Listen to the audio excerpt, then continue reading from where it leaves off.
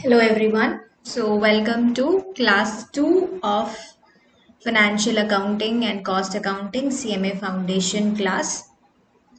So in today's class we are going to see accounting principles, concepts and conventions.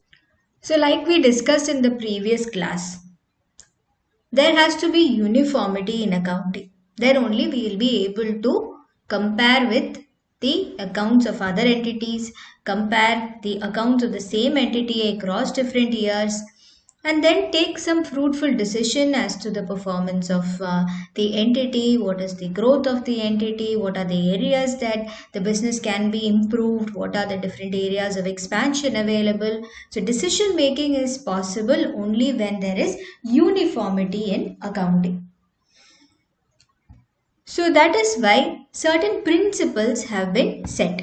These are called as generally accepted accounting principles or GAAP, which is generally accepted accounting principles. Now, generally accepted accounting principles can be divided into two. One is accounting concepts. Another one is accounting conventions. Accounting concepts are the basic rules or assumptions that has to be followed by every accountant when recording the transactions. Accounting conventions are more of practical guidelines to the accountants when they are recording transactions. So this has been developed over a period of time.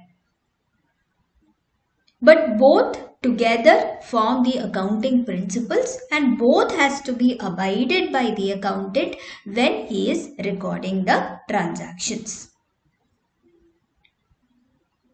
Now we come to the key accounting concepts. So there are 9 key accounting concepts.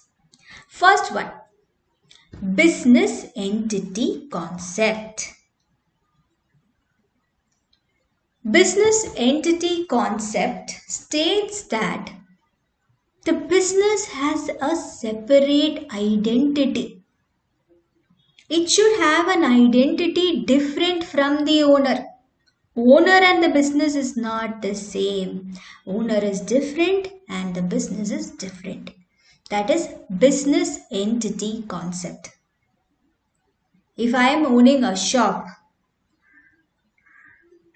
the purchase and sale pertaining to the shop is different from the income and expenses that I am incurring in my personal capacity. So I am having a grocery shop and it is Diwali time. So for Diwali, I have purchased dress for all my family members. We'll keep the approximate cost for everything put together. I've spent around 5,000 rupees. This 5,000 rupees, I paid it through the grocery shop's bank account. Now when I am booking income and expense of the grocery shop, this Diwali expenses that I have incurred, it is in my personal capacity. It is not an expense pertaining to the grocery shop. I am not purchasing any goods for the grocery shop or incurring any services relating to the shop. I have purchased dress for my family for Diwali, which is completely a personal expense. So there should be a distinction between the business and the owner. So this expense will be shown as a drawings by the owner and not treated as an expense. So now what is drawings? I suppose you would be knowing in your 11th and 12th you would have learned about drawings account. But in case you don't know, we will take it up in detail when we are preparing final accounts. So that is business entity concept. The logic is business is separate, and the owner or the person is separate. Going concern. When we are preparing books of accounts, we are preparing books of accounts with an intention that business will continue in future. I am buying a computer for my shop. Now this computer, it has a life more than 1 year. I will use this computer for more than 1 year. I will easily use it for 3 to 4 years if I am using it well, properly maintained, then it will easily work till 3 to 4 years. So I have purchased a computer for recording the transactions, purchase and sale and everything. I have purchased this computer. Now when I am recording the books of accounts, that is recording transactions in the books of accounts, I will treat this computer as an asset. Why? Because I will be using it for more than 1 year. Not just today, not just this particular year, but post this year also I will use it. I will use it for 3 years, 4 years in future. So we are booking it as an asset. Why are we booking it as an asset? Why there is a distinction between expenses? This is also an expense. When I am buying a computer, I am spending money. When I am purchasing certain grocery items for further sale, again it is an expense only. I am spending money. Both are spending money, but one is treated as an asset, one is treated as an expense because of going concern concept. We assume that the business will continue in future. So any purchase that gives benefit to me in future also, I will treat it as an asset. If I am buying a machinery, I will be using this machinery to manufacture goods for more than 1 year. So it is helping me to generate revenue this year, next year and year after also. That is why I am treating it as an asset. So this is going concern concept. The business is assumed to continue in future also.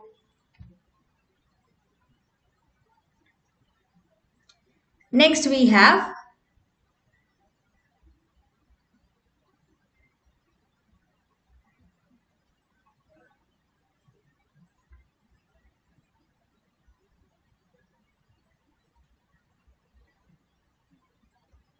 periodicity concept.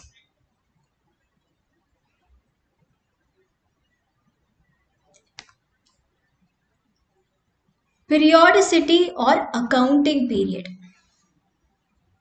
Again, when I am saying that the business will continue in future and it is a going concern, it will keep generating revenue, it will keep incurring expenses.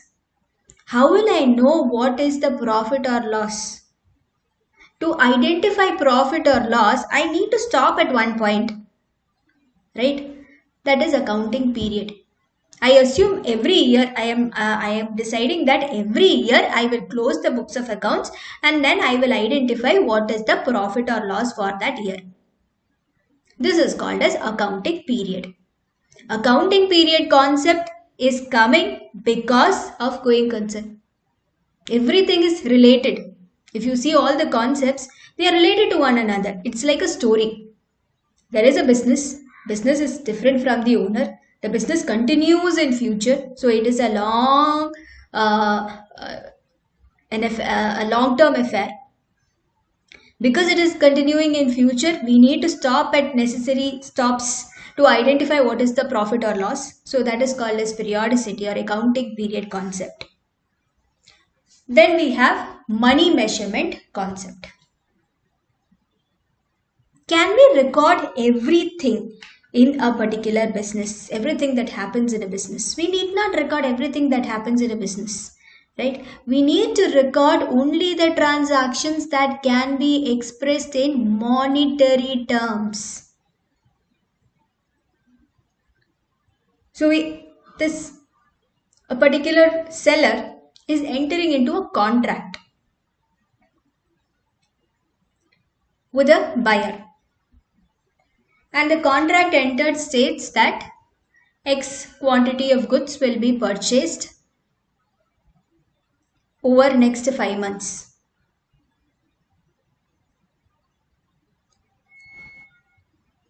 Now this is also a business transaction. You are getting into an agreement. It can be an agreement to sell goods, an agreement to purchase goods. The owner of the grocery shop, he wants to buy a truck. Okay, so he is going and entering into an agreement with one of the vendor to purchase a truck. No installment, nothing is paid right now. Only the agreement is signed. Payment will happen after 30 days. Delivery of the vehicle will happen after 60 days. So today, do I need to record anything in my books? I need not record anything in my books because the monetary aspect is still not affected.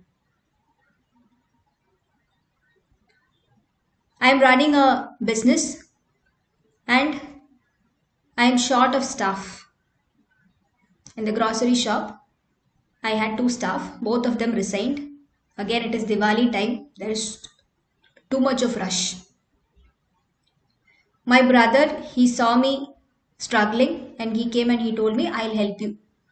And I'll work in your shop this month and I'll help you with the sales. So he was working full month. He worked. But he didn't get any salary from me. He told, it is out of my love and affection for you that I have helped you during your tough times. You don't need to pay me any money for that. So do I need to record this transaction? This is also a transaction. My brother has worked in my grocery shop, in my shop last month. 1 full month he has worked. But it cannot be measured in monetary terms. If I am paying him a salary, then the salary I will have to record it in my books. But if it is out of love and affection, he has helped me and there is no monetary payment involved, there is no monetary movement of money involved, then it need not be recorded in my books of accounts. So only transactions that can be expressed in monetary terms needs to be recorded in the books of accounts. Next we have accrual concept.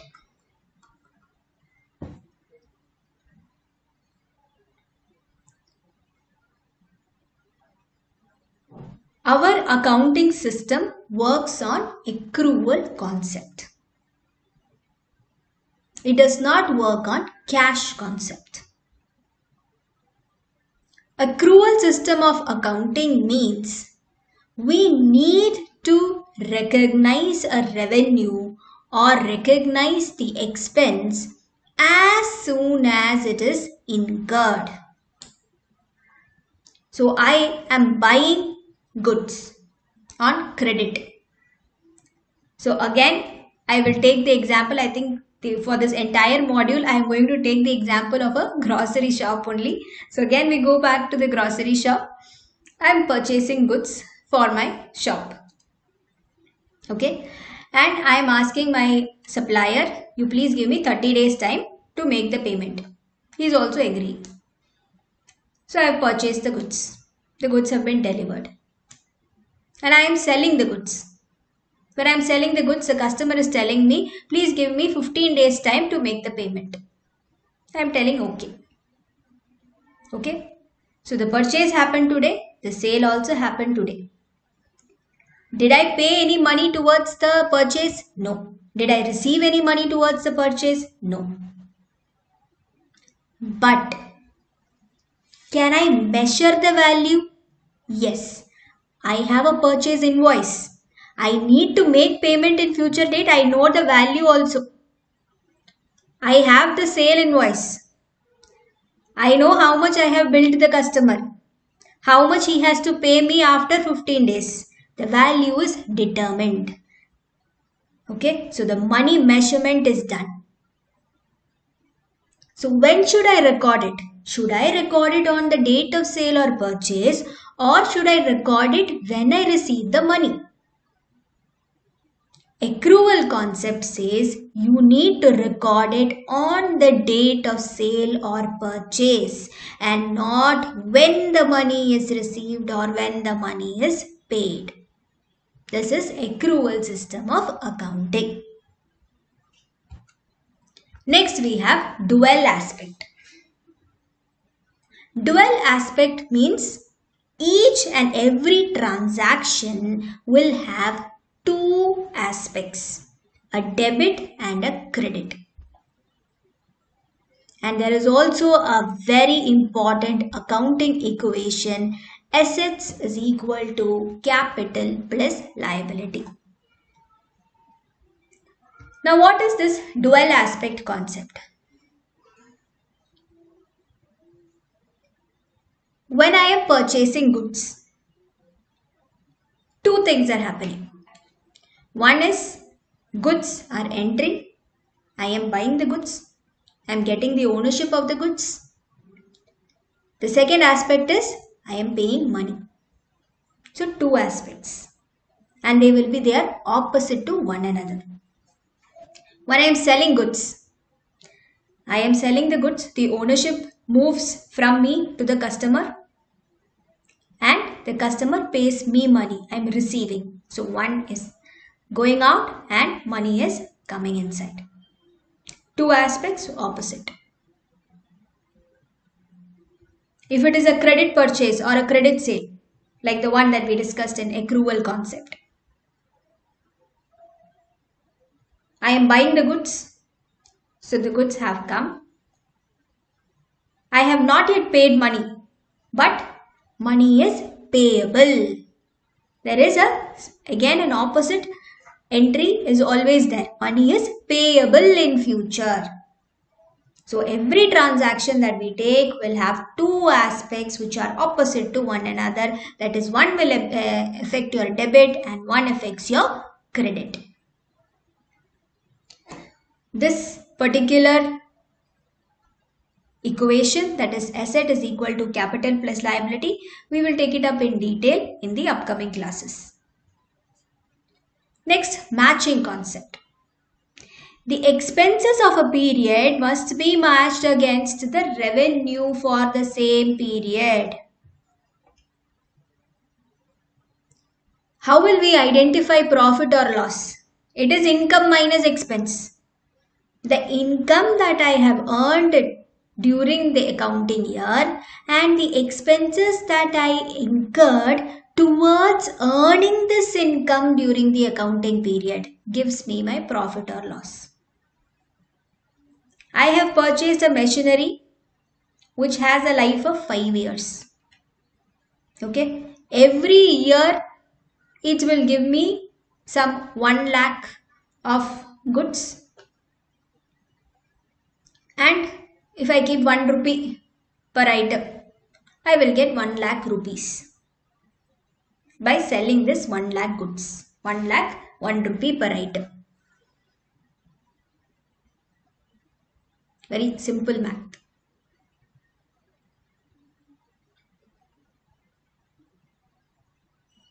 So when I am selling this 1 lakh worth goods, what is the purchase value of the machinery? The machinery costs somewhere around 5 lakhs. Now if I book the entire 5 lakh as an expense in this year, what will happen to my profit or loss? I will show an expense of 5 lakh, an income of 1 lakh. There is a loss of 4 lakhs. What happens to the next year? Next year there will be an income of 1 lakh and there will be no expense, because the entire 5 lakh we showed as expense in the year 1. There is no matching involved. The income should be matched with the expenses that is incurred to earn this income. So only proportionate expense you should record it. So that is why, again, as per going concern concept, along with periodicity concept, we are recording the expenses which can earn an income over a period of 1 year as an asset.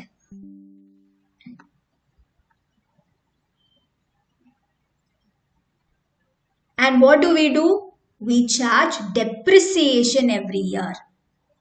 Depreciation is a proportionate charge of the asset on the income. So every year a proportionate amount which is equivalent to the revenue. There is again a separate principle, separate concepts that has to be followed with respect to depreciation recognition. Again, we'll deal that separately in detail in the upcoming classes. So right now your understanding should be that income and expense should be matched.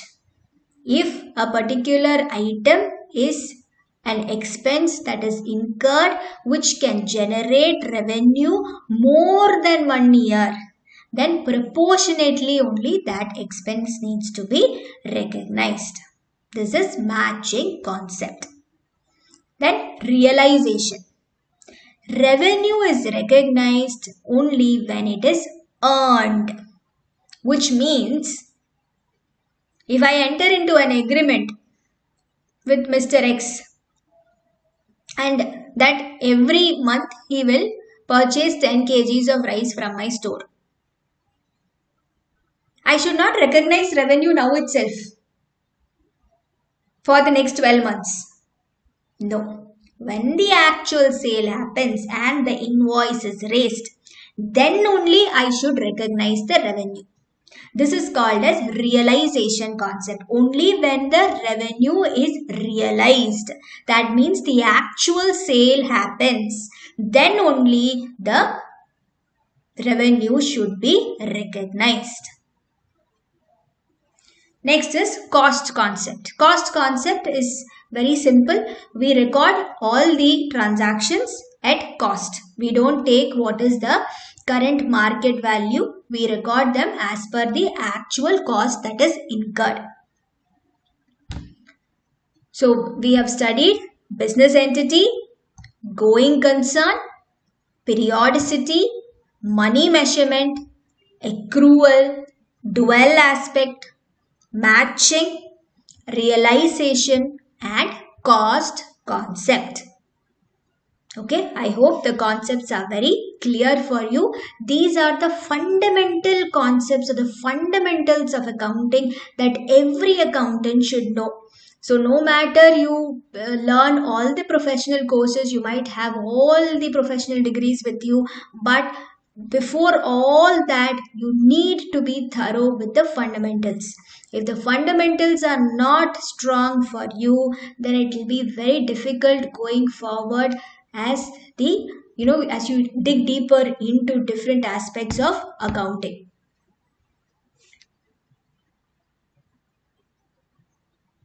Next, we have accounting conventions. There are 4 accounting conventions: conservatism, consistency, materiality and full disclosure. First one is conservatism. Okay, when I say that revenue recognition concept, you need to recognize revenue only when the actual sale happens. Conservatism convention says anticipate no profit, provide for all probable losses. So you should not anticipate the profit. Like when you are entering into an agreement with a seller, with a buyer to that he will buy the goods in future, you should not recognize the sale. But if there is a litigation going on, there is a court case against the grocery shop for about 2 lakh rupees. In case the verdict is against this grocery shop, the grocery shop owner has to pay 2 lakh rupees. This expense should be provided for in the books of accounts. It should be considered in the books of accounts as per conservatism concept. Sales you should not consider, but If there is any probable loss or probable expense in future, that you have to record. That is what conservatism concept says. So we will not record the expense directly. We will provide for it. That is called as a provision. Again, in detail, what is provisions and reserves, we will be seeing in the upcoming classes. Consistency. Whatever policies you are adopting in accounting, adopt the policies consistently. So like I said, for depreciation, there are different principles. So we will be selecting one appropriate principle. We have to apply it consistently across all years. This year I apply principle 1, next year I apply principle 2. No. That will lead to inconsistency, and the basic idea of accounting is to ensure there is uniformity in accounting and it helps in comparison. Materiality. Materiality states only the information that is required for decision making needs to be disclosed. So, what is material information? Okay, we take a very big company, a company which has a turnover of about 10,000 crores. Okay, there is a miscellaneous expense of 10 rupees. It is not material enough to be disclosed. The reasons to be disclosed of this miscellaneous expense of 10 rupees. The turnover is 10,000 crores. There is 1 crore of miscellaneous expenses incurred by the company. Now, it is material enough that information relating to this miscellaneous expense needs to be disclosed in the final accounts. That is materiality concept. Full disclosure. Full disclosure is just a continuation of materiality concepts that states that all material and relevant facts which are required for decision making should be fully disclosed.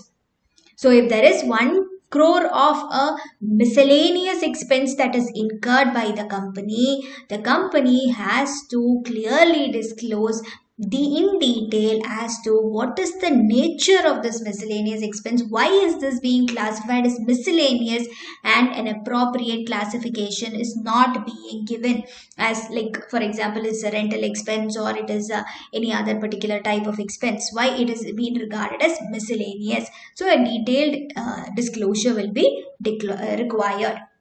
That is full disclosure. These are the 4 conventions: conservatism, consistency, materiality, and full disclosure.